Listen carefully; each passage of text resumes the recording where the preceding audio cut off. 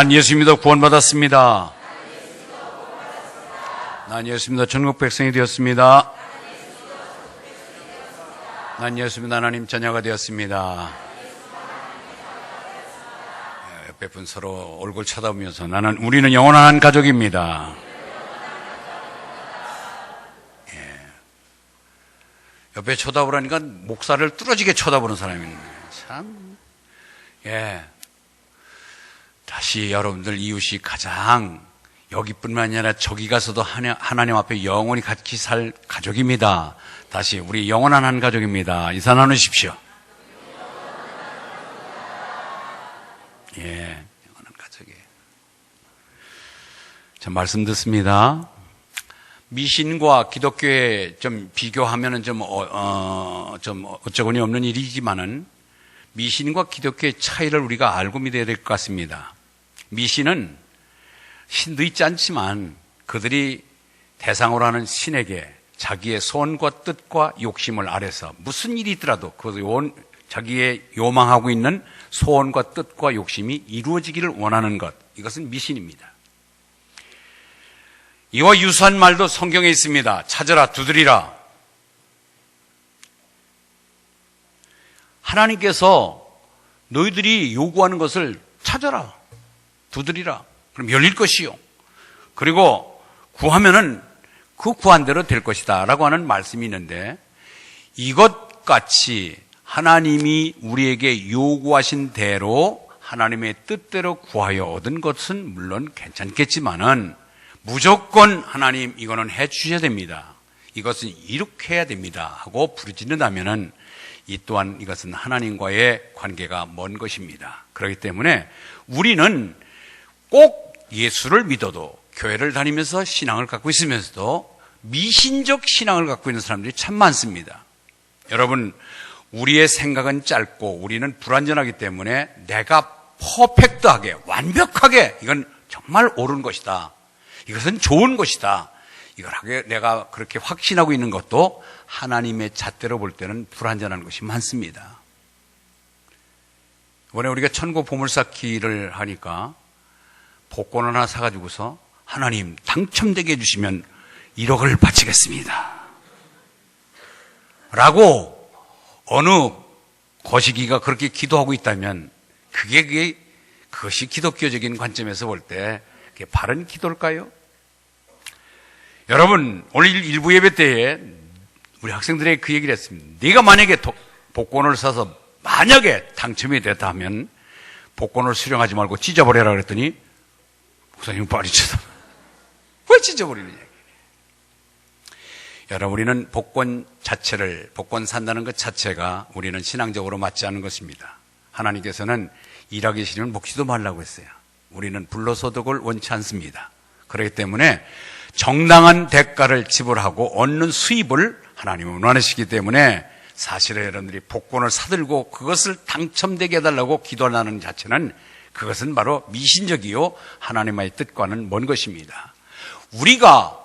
나는 불완전하기 때문에 내가 완전하지 못한 나의 생각과 소견으로 나의 욕심과 소원을 뜻을 아뢰더라도 그것은 하나님 보시기에 어리석을 때가 많습니다. 그렇기 때문에 우리가 가져야 될 소원은, 우리의 뜻은 하나님과 일치되어야 될 줄 믿습니다. 이것도 하나님이 원하시는 것이다, 하나님도 이렇게 생각하실 것이다, 추측이 아니라 성경 말씀을 근거로 해서 하나님의 뜻에 합당한 그 모든 것을 우리가 소원을 두고 뜻을 두고 기도하는 지혜자가 되시길 바랍니다. 여러분, 만약에 그렇지 아니하고 내가 무지박적으로 그냥 무조건 기도에 응답해 주시기 바랍니다고 부르짖는다면 그건 일컬어서 기복신앙이라고 그러는 거예요. 우리는 그렇지 않습니다. 내 뜻이 불완전하기 때문에 하나님의 뜻에 일치하여 하나님의 소원을 두고 하나님과 기쁨이 같이 일치된다면 그것을 놓고 기도할 때에 하나님께서 선한 움직임으로 우리의 뜻을 이루어줄 줄 믿습니다. 여러분, 성경 다음으로 많이 읽혀지는 책이 존 버년이라고 하는 사람이 쓴 철로역정이라는 책입니다. 철로역정을 쓴 존 버년은 주일학교 때부터 교회를 다니는 학생입니다. 아주 열심히 다녔는데 어른이 되고 성인이 돼서도 교회에 앉아서 지금같이 예배를 드리는데도 감동도 없고 기쁨도 없고 뭔가 와서 나에게 확신도 없는 무미건조한 신앙생활을 계속하고 있는 것을 볼 때에 왜 그럴까? 왜 저 사람은 나보다 느낌이 드는데 저렇게 기쁨이 얼굴에 화색이 돌고 매사에 적극적이고 긍정적인 태도를 갖고 사는데 나는 왜 자꾸 불평이 나오고 불만이 지면서 세상살이가 이렇게 내가 기쁨이 없을까 생각이 들면서 왜 그럴까? 내가 다녀도 저 사람보다 교회를 더 많이 다녔는데, 내가 교회를 봉사를 해도 저 사람보다 더 많이 했는데, 덥다고 부채질 해봐야 그건 더위가 안 가시는 거예요. 여러분, 문제는요, 길이가 문제가 아니라 질적인 문제예요. 우리는 내가 교회를 얼만큼 다녔느냐, 얼만큼 무엇을 했느냐가 문제가 아니라 어떻게 믿었느냐가 중요합니다. 아멘? 그렇습니다. 존 보녀는 그래서 이상하다. 왜 나에겐 저런 감동과 감격과 기쁨과 변화가 없을까? 고민하다가 어느 날 마태복음 13장을 읽다가 탁! 눈에 스파크가 일어나. 아하! 문제는 밭에 있었구나. 여기 4가지 밭을 소개합니다. 길가의 밭, 돌짝밭, 가시밭길, 그리고 좋은 옥토, 이렇게 밭을, 4개의 밭을 얘기하는데, 문제는 씨앗이 문제가 아니라 밭에 문제가 있었구나. 4개 문제가 있었구나. 그럼부터 그는 깨닫기 시작하고 밭거리를 다시 해서 새로운 믿음의 돌파구를 찾았다고는 일화가 있습니다. 한번 우리가 따라서 해볼까요? 하나님, 저에게도 좋은 밭을 허락하여 주시옵소서. 예, 지금 똑같은 설교를 똑같은 목사에 의해서 똑같은 내용을 전수받고 있습니다. 듣고 있습니다. 오늘 9절에 있는 귀 있는 자는 들으라. 여러분 여기 귀가 없이 한쪽 귀 가진 분은 없어요. 다 지금 2귀를 갖고 계신데 혹시 머리 이렇게 가려진 분 하나 없는 분 계세요? 귀가 있는 게 문제가 아니라 귀 있는 자는 들으라. 전 영어를 잘 못합니다만은 듣는다는 애 히어링과 리슨이라는 2 단어가 있는데 분명히 오늘은 주일날이라 소리가 잘 안 돼요. 공사장에서 요란한 소리가 나고 여기 또 이 재활용 하는 데서 날마다 그 함석 소리가 나서 아주 굉장히 시끄러운데 내가 원치 않아도 내가 듣고자 노력을 하지 않아도 자연적인 기계적인 발상에 의해서 내 속에 자연적으로 들려오는 소리들 거기에는 망치 소리도 있고 기계 돌아가는 소리도 있고 아이 우는 소리도 있고 오만 소리가 달리는데 그냥 스쳐 지나가는 들리는 소리 히어링 그런가 하면은 정신 차리고 오늘 목사님이 무슨 설교하나 무슨 내용을 하지 한번 들어볼까나 하고 귀를 세우고 경청하는 리슨이라는 단어가 있는데 여기에서 말하는 것은 바로 경청하라는 뜻이에요. 경청하라. 여러분 우리는 하나님의 말씀을 되도록이면 경청할 수 있는 좋은 밭이 되시기를 바랍니다. 여기에 보니까 이제는 우리 교회가 말씀을 잘 듣는 교회, 건강한 교회, 우리 가정이 말씀으로 잘 일어난 교회, 건강한 가정, 내 개인적으로도 이제는 말씀이 들어오니까 존 보년처럼 몸이 건조했던 신앙생활이 새롭게 시작되면서 새로운 맛깔스러운 새로운 삶이 펼쳐진 것, 이것은 마음밭 관리가 잘했을 때 변화되는 역사입니다. 우리 모두가 이제는 마음 관리를 잘해야 되겠다 하는 것을 다짐하는 시간 되기를 바랍니다. 잠언서 4장 23절에 보니까 모든 지킬 만한 것보다 더욱 내 마음을 지키라. 생명의 근원이 이에서 남이라. 할렐루야. 읽습니다. 시작.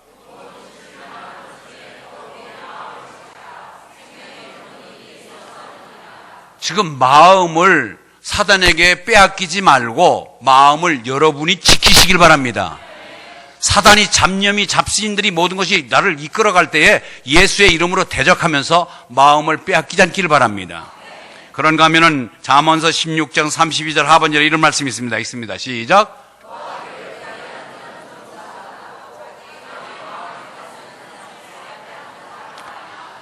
자기 마음을 다스리는 자는 성을 빼앗는 자보다 나으니라.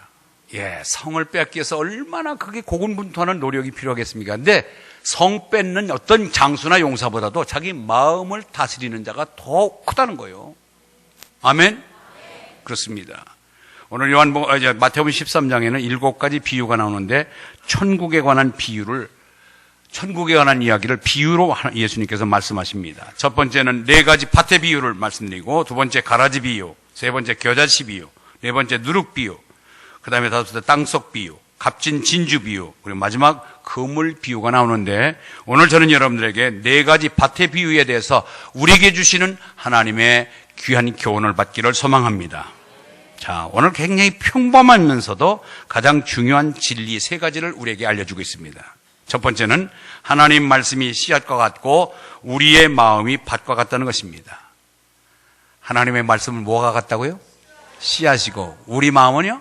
밭이에요. 어떤 사람이 밭이 좋아야 되느냐, 씨가 좋아야 되느냐라는데, 여러분, 여기는 씨는 조금 더 흠잡을 수 없는 완벽한 좋은 씨입니다. 그런데 문제는 밭이 문제죠. 밭이. 예수께서 지금 갈릴리 바닷가에서 지금 나타나시니까 사람들이 많이 몰려들습니다.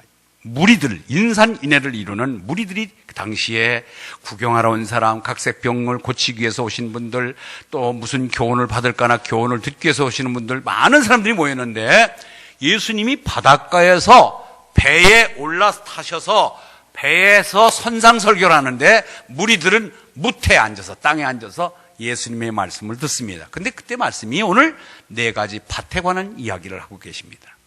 근데 당대의 바닷가에, 여기 이 어촌에 있는 사람은 농사일을 잘 모르잖아요.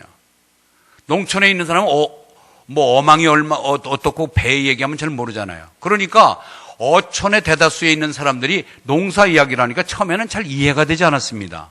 왜 예수님께서 왜 바닷가에서 바다 얘기하지? 왜 농사 얘기를 할까? 그런데 거기에서 세심하게 풀어서 말씀해 주고 계십니다. 오늘 읽은 마태복음 13장 1절에서 12절까지의 말씀이 20절부터는 해석이 나옵니다. 그러니까 여러분들이 혼자 집에 가서 오늘 읽은 4가지 밭에 대한 해설서를 20절 이하에 자세히 나와 있으니까 여러분들이 가서 또 한번 읽어보시길 바랍니다. 그런데 오늘 읽은 본문 말씀 13절 3절부터 8절까지 한번 큰 소리 다시 읽습니다. 3절부터 8절까지 시작. 씨를 뿌리는 자가 뿌리로 나가서 뿌릴새 더러는 길가에 떨어지매 새들이 와서 먹어버렸. 더러는 흙이 얕은 돌밭에 떨어지매 흙이 깊지 아니하므로 곧 싹이 나오나 해가 돋은 후에는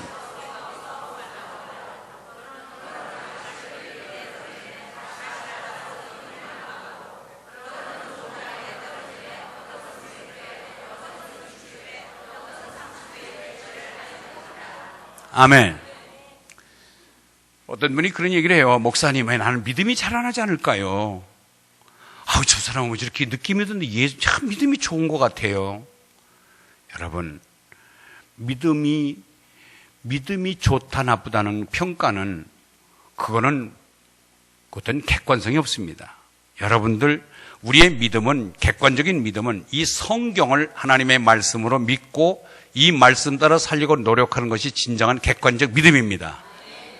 여기는 김씨, 박씨, 여기 전라도나 경상도, 서울, 충청도 모든 사람들이 인종, 고향, 학력 무분별하고 모두는 다 이 성경, 바이블을 텍스트로 해서 성경에 있는 말씀은 하나님의 말씀입니다. 이 하나님의 말씀을 통하여 나는 하나님을 만났고 하나님이 어떤 분이고 예수님을 왜 보내셨고 예수를 믿으면 어떻게 된다고 하는 사실을 이 성경을 통해서 믿게 된 것, 이것은 객관적인 믿음입니다. 아멘.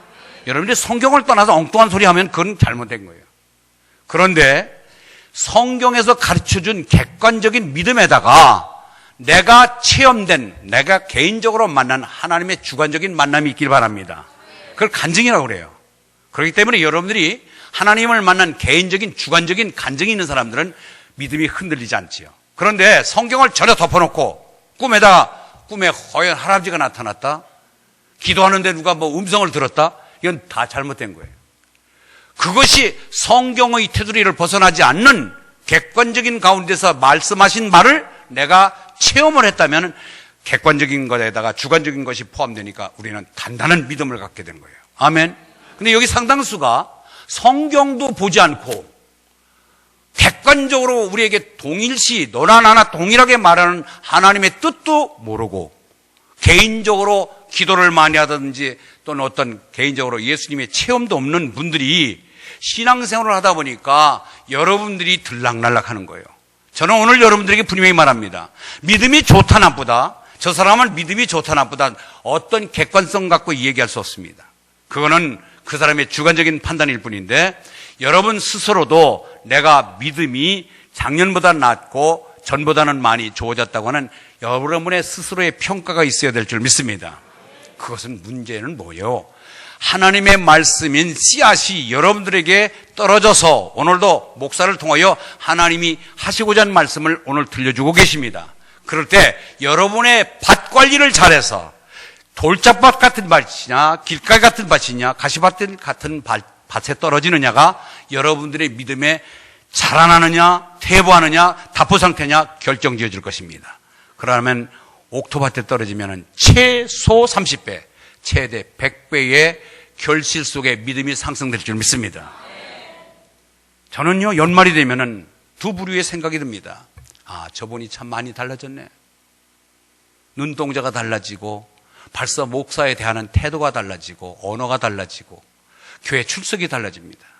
그런데 그냥 마지못해서 와서 꾸벅꾸벅 졸다 나가는 사람 보면 아유, 저분은 왜 무슨 재미로 예수 믿을까?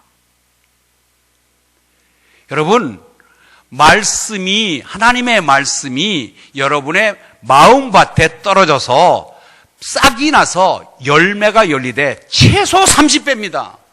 아무리 농사가 안 되더라도 잘 되면 100배예요. 그래서 누가 연구를 했대, 농사 짓는 사람이. 그래서 밀을 하나 심어서 알맹이 하나에다가 싹이 나서 이게 몇 개가 알맹이가 나오나 했더니 정말로 농사가 안 되면은 30개, 잘 되면 100개 이상이 나오더라는 거죠. 그런 농사, 자연적인 농사도 그렇거니와 우리 영적인 농사도 최소 30배, 최대 100배의 열매를 맺는 것입니다. 그렇기 때문에 여러분들이 동일하게 벌써 1년에 52번 대배만 들어도 52번 설교를 듣습니다. 말씀이 수없이 떨어집니다. 그것이 마음밭에서 발화가 되고 싹이 자라서 열매가 맺는 좋은 밭 관리를 하시길 바랍니다. 그렇습니다. 그래서 오늘 이렇게 말씀하는 거예요. 사람의 모든 씨는 하나님의 말씀이고 사람들의 마음은 밭이다. 그렇기 때문에 밭을 잘 가꾸면은, 그렇기 때문에 밭을 잘 가꾸면은 많은 소득이 일어나는 거죠. 우리가 이미 지금 종영이 되고 이제 끝났지만은 전원일기라고 하는 모 방송에서 1000회로 끝냈어요. 1000회. 굉장히 장수 프로그램이에요. 근데 거기 보면은 김 회장하고 그 부인이 나오는데 얼마나 후덕한지 인심 좋고 동네에 귀감이 되고, 그래서 그 마을에 가서라도 원두막에서 좀 한번 한낮에 한번 푹 낮잠 좀 자고 싶은 그런 충동을 느끼는 그런 전원일기라고 하는 프로그램이 있었습니다. 여러분, 농사 짓는 분들에 대한 애환도 많지만은 그 목가적인 그 풍경 속에서 정말 들녘에 소를 매놓고 또 가서 그 속에서 썰매질하며 농사를 짓는 그 아름다운 풍경, 뭐 때문이에요? 소득이 있기 때문입니다. 아멘? 여러분, 농사를 장난으로 짓습니까? 그냥? 아니에요. 농사꾼의 농사의 목적은 소득이에요. 소득. 그런데 밭이 엉뚱한 데다 한 번도 밭갈이도 안 하고 그냥 되는데 길가 같은 데다 뿌려버리고, 가시가 그냥 엉겅퀴가 되는데 거기다가 밭도 안 갈고 씨를 뿌리고, 돌도 한 번 골라내지 않냐고 돌이 흙보다도 더 많은 데다가 씨를 뿌려놓고 농사를 잘 되기를 원하는 그런 농부는 잘못된 거예요. 여러분, 우리가 먼저 나의 밭은 지금 어떤 상태인가? 여러분 밭이 몇 평이냐 묻지 않았습니다. 몇 마지기냐고 묻지 않고 여러분의 밭의 상태는 지금 돌이 치워지고 가시던 불이 다 거두어진 상태에 딱딱하게 굳어진 땅이 아니라 잘 갈고 부셔서 보드라운 옥토가 되느냐고 묻습니다. 거기에다가 하나님의 씨앗이 떨어지면 많은 열매를 맺을 줄 믿습니다. 그래서 여기에 말하는 씨앗은 하나님의 말씀이구나, 밭은 내 마음관이구나. 두 번째, 이 말씀의 씨앗이 무한한 가능성을 가지고 있다는 것입니다. 이 씨앗은, 말씀의 씨앗은 무한한 가능성이 있습니다. 아멘. 여러분, 개인적으로 보면은 굉장히 정말 어두운 생활을 살았던 분이 계세요. 노름을 하고 쌈질을 하고 가정에 불충실하고, 그런데 어느 날 그가 예수를 믿고 그 안에 예수를 밭에다가 그 예수의 씨앗이, 하나님의 씨앗이 떨어진 이후에 그가 완전히 딴 사람 되잖아요. 모든 걸 청산하고 완벽하게 다른 사람이 되어 있는 것. 왜요? 말씀의 능력이 무한하기 때문입니다. 어느 가정에 날마다 정말 육박전이 벌어지는 그런 가정에도 말씀이 들어간 이후에 평화의 가정이 되고요, 나라가 바뀌고 동네가 바뀌고 공동체가 바뀌는 그런 놀라운 역사가 바로 말씀의 능력이 있기 때문에 그렇습니다. 그렇습니다. 이 말씀의 씨앗은 1등품입니다. 조금도 결함이 없습니다. 벌레 먹었다든지 잘못해서 싹이 나지 않는 씨앗이 아니라 100% 가장 우수품인 1등품의 씨앗입니다. 그 1등품의 씨앗을 밭이 시원찮아서, 밭이 나빠서 오히려 씨앗이 재구실을 하지 못하게 만든다면 그건 여러분의 책임입니다. 그렇기 때문에 우리는 이 씨앗, 어떤 씨앗입니까? 위로의 씨앗입니다. 아멘 하십시오. 위로의 씨앗입니다. 기쁨의 씨앗, 사랑의 씨앗, 축복의 씨앗, 능력의 씨앗, 평강의 씨앗, 은혜의 씨앗. 이 씨앗들이 여러분의 좋은 밭에 떨어지기를 주의 이름으로 축원합니다. 여러분 가정이 바뀌는 거예요. 여러분 개인이 바뀝니다. 주변이 바뀌게 되어 있습니다. 이런 씨앗을 1등품인 상등품인 씨앗이 떨어질 때에 조건은 거듭거듭 이야기하지만 마음의 기경, 밭을 잘 갈아서 옥토로 만들 때에 놀라운 역사가 일어날 줄 믿습니다. 하나님의 말씀에는 운동력이 있어 좌우의 날선 것보다 어떤 것보다 예리하다고 했습니다. 좌우의 어떤 날선 것보다 예리한 것, 하나님의 말씀이 여러분의 마음과 생각을 다 바꾸게 만드는 것입니다. 그래서 우리 교회 안에도 이런 말씀이 잔치가 벌어지고 말씀이 중심이 된 교회, 그래서 항상 너나가 모두가 말씀으로 무장된 자들이 이곳에 모여서 아름다운 기장의 복음의 기수로서의 역할을 다하는 교회 되기를 주의 이름으로 축원합니다. 그렇습니다. 마지막 세 번째는요, 하나님 말씀 앞에서 우리의 마음이 좋은 밭이 되도록 만들어야 한다는 것입니다. 하나님 앞에서 여러분의 마음밭이 좋은 밭이 되기를 주의 이름으로 축원합니다. 그럼 어떻게 하면 우리가 마음밭이 될까요? 좋은 마음밭을 만드는 것이 중요하잖아요. 좋은 씨앗을 부지런히 뿌리되 우리의 마음이라는 밭에 뿌려야 훌륭한 수확을 거둘 수가 있다고 그랬습니다. 거듭 얘기하지만 씨는 하나님의 말씀이고 우리 마음은 밭은 우리 마음이라고 그랬습니다. 여러분, 농사 지을 때요, 세 가지 요소가 있어야 돼요. 농사 지으려면 방금 얘기했듯이 밭이 있어야 되고 좋은 씨앗이 있어야 되고 애부적인 환경이 있어야 돼요. 즉 물이 있어야 되고 기후가 좋아야 돼요. 그런데 영적인 농사도 동일합니다. 이런 우리 육신적인 농사도 그렇거니와 영적인 농사도 동일합니다.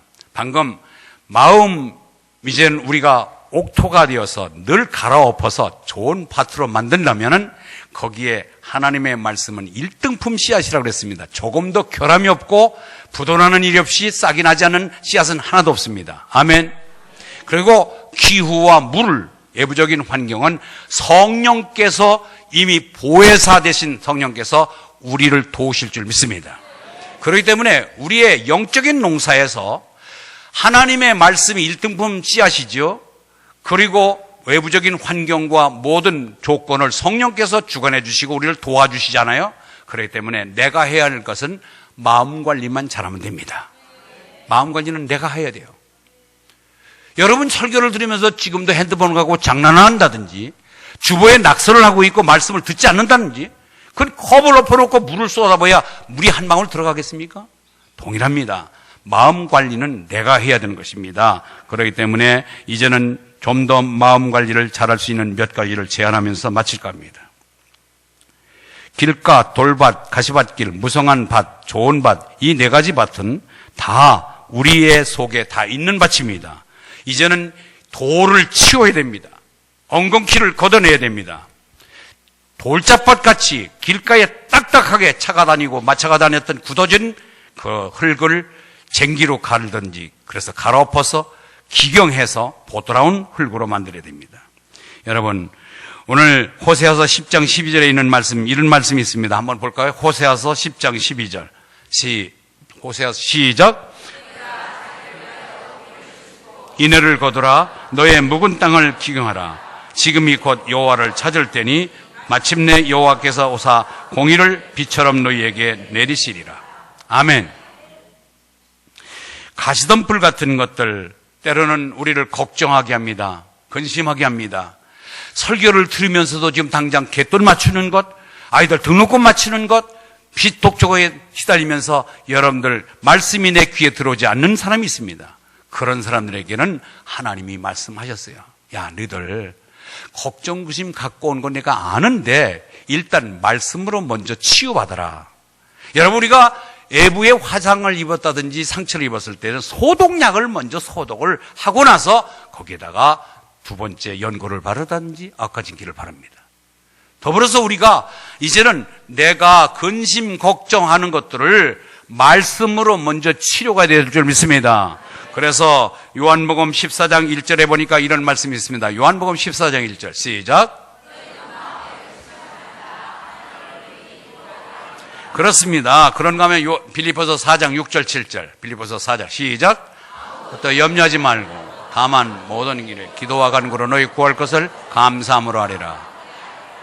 그리하면 모든 지각에 뛰어난 하나님의 평강이 그리스도 예수 안에서 너희 마음과 생각을 지키시리라. 할렐루야. 그렇습니다. 이제 여러분들 근심 걱정 같이 갖고 왔어요. 그러나 그것 때문에 오늘 말씀 받는 내 밭이 엉망이 되지 않도록 그것을 근심 걱정을 다 내려놓고 염려 근심을 내려놓고 주 예수께서 나의 모든 마음과 생각을 지키시는 그분에게 맡기고 말씀 앞에 바로 서시길 바랍니다. 토양을 가꾸는 것은 쉽지 않습니다. 묵은 땅을 갈아엎고 거기 엉겅퀴를 가시덤불을 다 걷어내고 돌을 치운다는 것은 큰 노동이 필요합니다. 힘듭니다. 땀을 흘려야 됩니다. 그러나 이것을 손수 치우지 아니하고 그냥 좋은 밭이 된다고 하는 것은 그건 말이 아닙니다. 여러분들의 노력이 필요합니다. 먼저 여러분들 좋은 밭을 만들기 위해서 몇 가지 제안을 드리는데 주일 예배에 집중하시기 바랍니다. 여러분은 어떤 이유를 대더라도 주일을 범하면서까지 여러분들의 믿음을 키운다는 건 있을 수 없습니다. 여러분의 마음밭이 좋아질 리가 없습니다. 거기에 한 주가 넘치고 두 주를 건너뛰면은 여기에 가시덤불이 돌짝밭이 더 굳어지고 그래서 내 마음을 더 악하게 만듭니다. 그렇기 때문에 여러분들은 무슨 일이 있더라도 주님의 날을 건드리지 아니하고 송수하시기 바랍니다. 아멘. 근데 주일 송수를 하시되 이건 뭐 잔소리같이 들려도 좋고 큰 소리로 들으셔도 좋습니다. 내가 좋은 밭을 만드는 데는 땀 흘리는 노력이 있어야 된다고 말씀하셨기 때문에 여러분들에게 주일을 환기시킵니다. 첫 번째는 주일 예배를 드리되 시간을 지키시길 바랍니다. 점점 시간이 늦어지기 시작하면 한없습니다. 여러분들 그게 습관이 되기 때문에 그렇습니다. 적어도 저는 10분을 여러분에게 강조합니다. 왜? 10분 전부터 오늘 찬양을 한 20분부터 드리는데 다음 주부터는 10분만 찬양하겠습니다. 10분만. 그래서 적어도 준비 찬송을 예배전 찬송을 3곡 이상 드리고 아침에 오셔서 오늘 본문 찾아놓고 오늘 찬송 찾아놓고 그래서 딱 하나님 오늘 주시는 하나님 말씀 내게 사람의 말로 듣지 아니하고 하나님의 말씀으로 듣게 하옵소서. 아멘. 기도하시고 찬양에 들어가시면 여러분의 마음밭이 옥토밭이 될 줄 믿습니다. 두 번째, 여러분 설교 듣는 태도입니다. 누차 얘기지만은 설교는 귀로 듣는 게 아니라 눈으로 듣는 것입니다. 그래서 찬양 부를 때까지 찬양대 찬양할 때까지 눈이 빨리 빛이 나는데 설교만 시작하면은 동태 눈감만 왜 그래 돼요? 잘못된 거예요. 따라서 합니다. 눈을 뜨면 귀가 열리고 눈을 감으면 귀가 닫힌다. 예. 여러분 절대로 눈 감고 귀가 열리는 건 그건 잘못된 귀예요. 눈 감으면 귀가 닫히게 돼 있어요. 조리개가 같이 이게 같아. 눈 뜨면 귀가 열리게 돼 있어요. 그래서 시선을 마주하고 적어도 10분 전에 와서 준비기도 하고 찬양 불러서 마음밭을 갈고 그 다음에 눈을 뜨고 두 번째, 세 번째는요, 아멘을 크게 하십시오. 아멘. 왜냐하면 아멘 하다 보면 잡념이나 나의 말씀을 뺏어가려고 하는 사단이 7길로 도망갈 줄 믿습니다. 그러니까 여러분들이 의식적으로 아멘 훈련시키는 게 아니라 아멘을 한번 해보던 사람과 안 하는 사람이 한번 해보세요. 그러면은 아하, 말씀이 훨씬 더 가까이 나에게 들립니다.